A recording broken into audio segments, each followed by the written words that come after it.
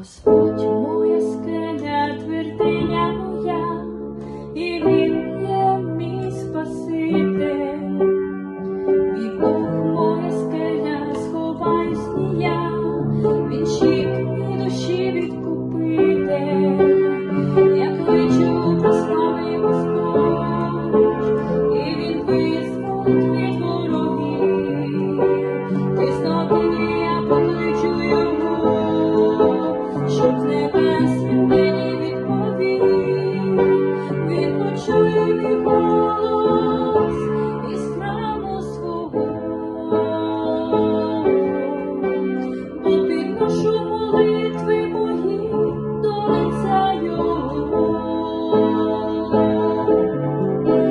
Він простяг з висоти свою руку і мене звільнив